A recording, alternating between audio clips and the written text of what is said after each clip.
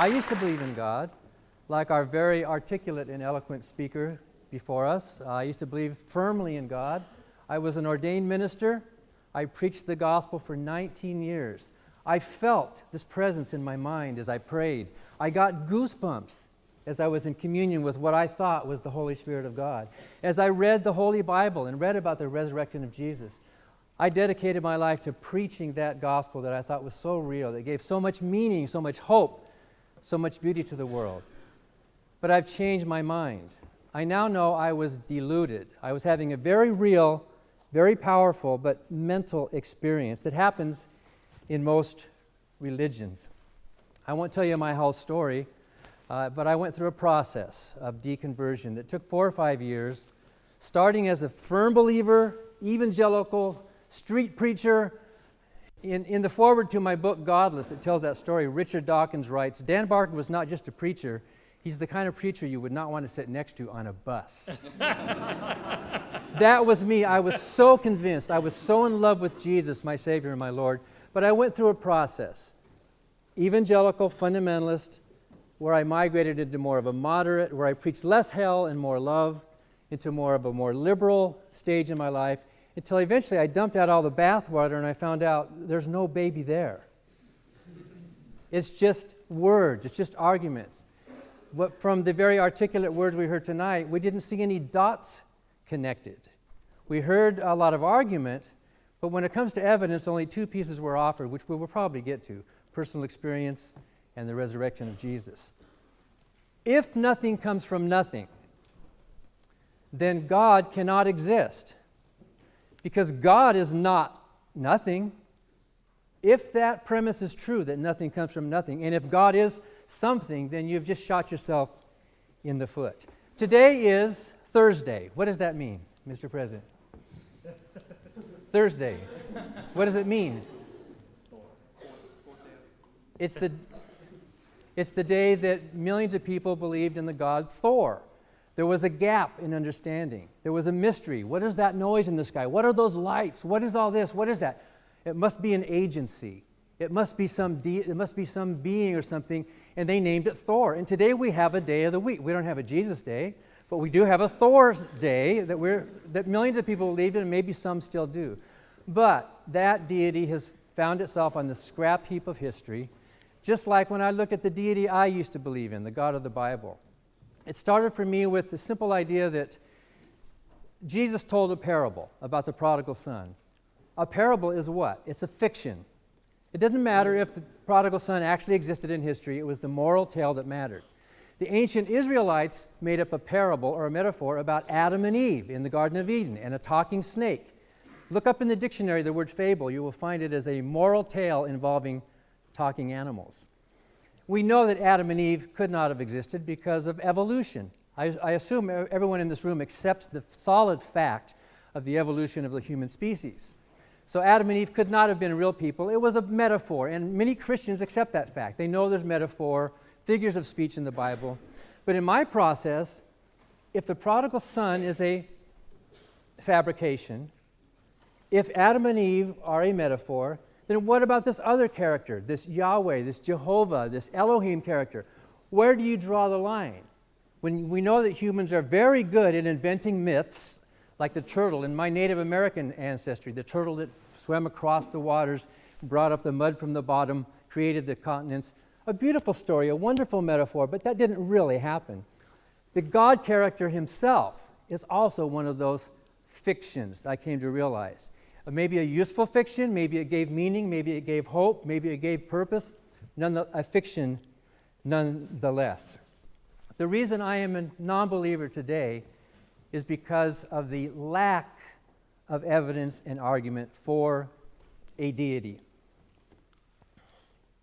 If there were any real evidence for a God, then by now someone should have won the Nobel Prize for pointing that out. Any scientist in the world would jump at the chance to say, here we go. I mean, if there is a hitherto unknown force of the cosmos that we haven't yet been able to determine, what scientist in the world would not love to make that point? That hasn't been done yet. All we have are what we would call, and I think many believers call, God of the gap. The thunder and lightning was a gap that is now closed. The perhaps fine-tuning of the initial constants, perhaps the origin of the Big Bang. We do have some gaps in science. In fact, it is those gaps that drive science. Without those gaps, we wouldn't have scientific inquiry. What we are offered with is faith and belief. And you were very eloquent in saying that you have a belief in a God, that what you believe is God. But belief is not knowledge. Belief is simply an assertion, according to the Bible, that you believers believe. Belief is the evidence of things not seen, the substance of things hoped for. Belief is not evidence. Anytime you have to accept an assertion by faith, you're admitting that that assertion cannot be accepted on its own merits. It doesn't have the strength to be accepted as any other, perhaps, scientific hypothesis would be taken. Do scientists gather together every Sunday morning in their scientific sanctuaries and bow their heads and sing, "Yes, the Higgs boson is real. I know in my heart the Higgs boson is real. I will have faith. I will be strong to this secular world who challenges my belief that the God particle is real. Amen." If they did such a thing, you would think they were pretty insecure on the concept, wouldn't you? That's what we find with faith, a constant puffing yourself up. Be strong, resist the world, believe in these absurdities in spite of the doubts. The resurrection of Jesus Christ, the story of the resurrection of Jesus Christ, is the absolute worst example anyone could possibly give for the reliability of the Bible. And I'm not exaggerating. Let me tell you why I'm not exaggerating. Many stories in the Bible are given once or twice. The resurrection story is given 5 times. You can compare them. Scholars have never been able to reconcile those contradictory accounts of the resurrection of Jesus. And besides that, and there are many of them, was the tomb open or closed when the women arrived? What message did the angels give? How many angels were at the tomb? And so on. Besides that, we see through the development in the first century of the Christian myth that the earliest stories were simple. There were no angels. There were very few remarkable events. But as you go 10, 20, 30 years later, you find more and more until you get to the book of John, where you find these outlandish stories. What you see in the development of the resurrection story in the New Testament is the development of a legend, starting simple, growing over time, getting more and more fantastic. It's a mistake to treat those accounts as if they were flat, as if they all happened at one time. We can see before our eyes the development from a simple, unvarnished, perhaps some element of truth in some story about someone who may have spiritually ascended, like we say grandma died and went to heaven. Maybe the early apostles said Jesus died and went to heaven, but that exaggerated. So the resurrection of Jesus Christ is not evidence for a God. And even then, it would just be evidence that a man rose from the dead. How do you connect the dots? We suffer also from a coherent definition of a God. We have a proposition, this house believes in God. What is that word? What does that word God mean? There are many, and I don't have time to go into much detail, but there are many incompatible properties that many theists assign to this deity, much like saying this deity is a married bachelor. Can a married bachelor exist? Logically, it cannot. And there are mutually incompatible characteristics of this deity that many theists have put forward that make it a married bachelor. For example, God is supposedly an omniscient being who has free will. But if you know the future, you can't have free will. I'm not talking about human free will, and that's a big debate whether we have it or not. Even atheists disagree among themselves.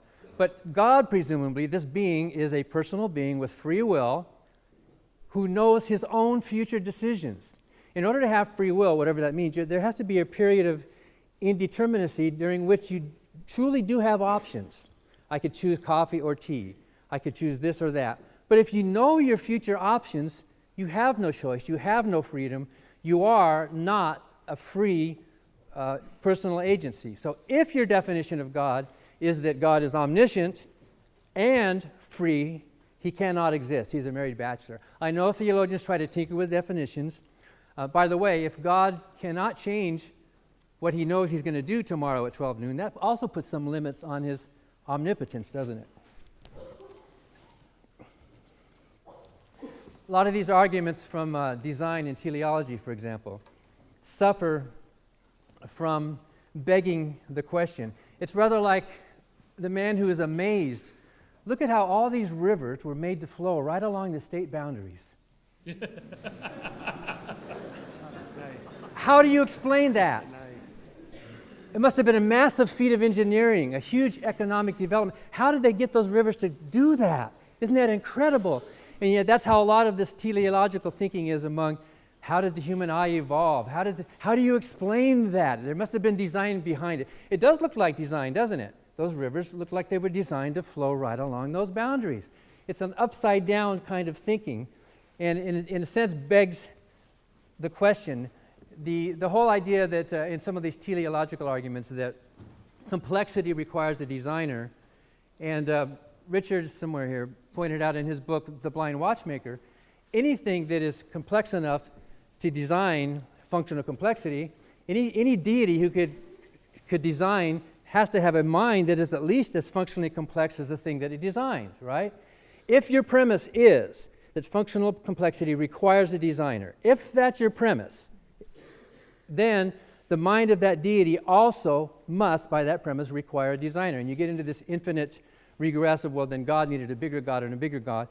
I think most scientists prefer to just stop with what we do know rather than speculate endlessly about a mountain of turtles. Another lack that takes against the evidence for existence of a God is the lack of agreement among believers. If there is a deity that you love and care about, why do no two believers agree on any social or moral issue? You name it. Gay marriage, doctor-assisted suicide, stem cell research, death, the war, you name these social issues we're struggling with. You find devout, praying, Bible-believing Christians on both sides of those issues. Paul wrote in the Bible, God is not the author of confusion. But can you think of a single book that's caused more confusion than that Bible? They don't agree. Why not? Why shouldn't it be clear? Why shouldn't this all-loving, all-caring deity make it clear to us? It is not. They have fought with each other over these issues.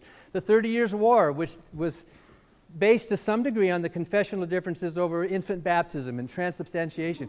People were killed. John Calvin had his friend Servetus killed over a simple misplacement of a preposition.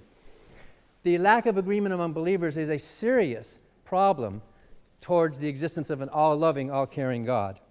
And then, of course, the problem of evil. And our previous speaker pointed out that is probably the Achilles heel in theology. All you have to do is walk into any children's hospital, and you know there's no God, at least no good God. Maybe there's an evil God. Those children are dying at the same random rate, even though their parents are desperately praying, desperately loving those kids, wanting some kind of divine intervention, and yet, as Ann Gaylor says, who's the former president of the Freedom from Religion Foundation, nothing fails like prayer. That would be evidence. If you could give some scientific evidence that prayer actually makes an organic difference, not just makes you feel better, but an actual difference in the real world, that would be something to put on the table. The fact that that's not put on the table shows that prayer is pretty much talking to yourself. Finally, there's no need for a belief in God. Millions, tens of millions of people on this planet live happy lives, productive lives, moral lives, purposeful lives, lives of hope and meaning, without deluding ourselves that there are these invisible personalities populating some supernatural realm. We are quite happy, thank you, without that belief. Based on all of that, it is more likely to reject the proposition than to accept it. Thank you.